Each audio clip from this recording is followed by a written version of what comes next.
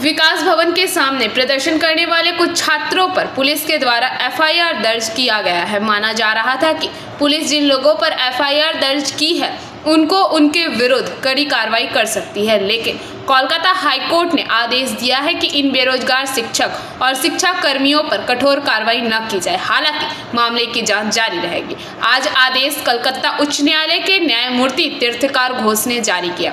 साथ ही हाईकोर्ट ने आदेश दिया है कि योग शिक्षक और शिक्षक अधिकार मंच 2016 की सदस्य सेंट्रल पार्क में स्विमिंग पूल के समवर्ती क्षेत्र में धरना दे सकेंगे। शुक्रवार को मामले की सुनवाई के दौरान न्यायाधीश ने कहा कि यदि संभव हुआ तो प्रशासन अस्थायी टेंट लगाएगा। प्रशासन जैव शौचालय और पेयजल उपलब्ध कराएगी। विकास भवन में प्रदर्शनकारी शिक्षकों से न्यायमूर्ति तीर्थकर घोष ने कहा कि আমরা গত 7 তারিখ থেকে তো আলোচনা চাইছি যে শিক্ষামন্ত্রী এবং মুখ্যমন্ত্রী আমাদের সঙ্গে বসুক আলোচনায়। আমাদের বিষয় বিশেষ করে আইনের দিক থেকে সরকার মুখ্যমন্ত্রী নেতাজি ইন্দোরে যে কমিটমেন্ট করেছিলেন যে উনি থাকতে একজন যোগ্যরও চাকরি যাবে না, সেই কমিটমেন্টটা কোথায় গেল? শিক্ষামন্ত্রী বললেন আলোচনা করে পদক্ষেপ নেও, আলোচনা না করে পদক্ষেপ নিচ্ছেন। রিভিউয়ের সরকারের স্ট্যান্ড পয়েন্ট কী?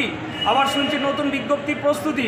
তাই নতুন বিজ্ঞপ্তি দিয়ে আমাদেরকে একবারে চাকরিটাকে পথে বসিয়ে দিয়ে হাইকোর্টের লিখিত নির্দেশ থাকলে তো আমাদের হাইকোর্টের অর্ডার মানতেই হবে। সবথেকে বড় কথা আমাদের প্রতিনিধি যারা ছিল আপনাদের মারফত আমরা শুনছি, তারা আসুক, তাদের সঙ্গে আলোচনা করব। যদি সত্যি প্রকৃতপক্ষে হাইকোর্টের নির্দেশ থাকে আমাদের স্থান পরিবর্তন করতে হবে, লিখিত অর্ডারটা আমরা আগে পাবো। এছাড়া আমরা একসঙ্গে আলোচনা করে সিদ্ধান্ত নেব। এখানে আমরা এখন যারা উপস্থিত আছি আমরা শুধুমাত্র এই কজনই সিদ্ধান্ত নেব না, আমাদের সমস্ত কোর কমিটি আছে, সমস্ত পিটিশনার আছে এবং ব্যুরো রিপোর্ট PVTV নিউজ।